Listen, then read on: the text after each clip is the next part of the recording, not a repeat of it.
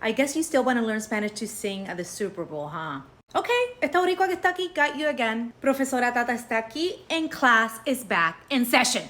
So last week we kicked off the series with Afilando Cuchillos, which was Bad Bunny's first protest songs from 2019. And today we're moving on to 2020. I know, a year that changed all of us. And before we jump in, I want to tell you that I made you a free lyric guide for this song. I got the Spanish lyrics, the English translations, and the pronunciation so you can sing it with me. Go to the link in my bio so you can download it.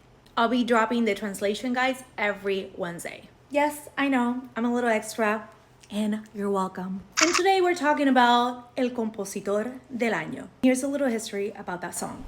If you didn't know, in July 2020, Bad Bunny actually was named Songwriter of the Year for the ASCAP Latin Music Awards. The ASCAP Awards are considered very prestigious, so a lot of critics were very upset that Bad Bunny had won in 2020, saying that his lyrics were too vulgar and that he really didn't deserve the award. And Bad Bunny didn't address it online, but he did drop the Compositor del Año song a month later, addressing his haters and talking about what was going on in 2020. And Benito was very intentional with Compositor del Año. He actually starts the track off with a sample of Little Richard's Tutti Frutti, essentially a nod to the roots of rock and roll, to all the Black artists that have contributed to modern music and that rarely get the credit for. And then dives in directly into the George Floyd protests. In one of his lines, he says, "Está cabrón que no te dejen respirar y que una placa sea licencia para matar," which in English means it's messed up they can let you breathe and that a badge becomes a license to kill, alluding to the I can't breathe symbolism behind the George Floyd protests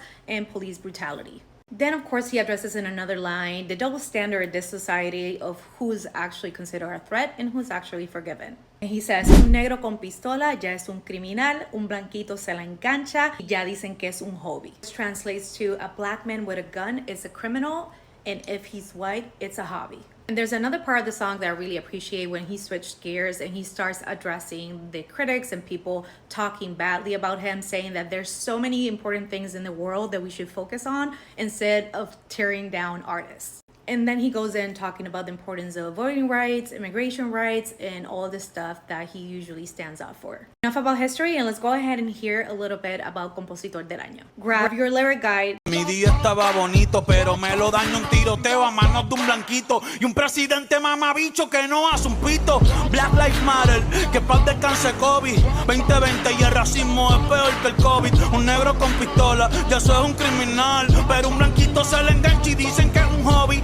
So yeah, Bad Bunny won Songwriter of the Year back in 2020, and instead of using that title to just brag, he actually used the time to release a track to make us reflect and talk about the injustices we were going through back in 2020.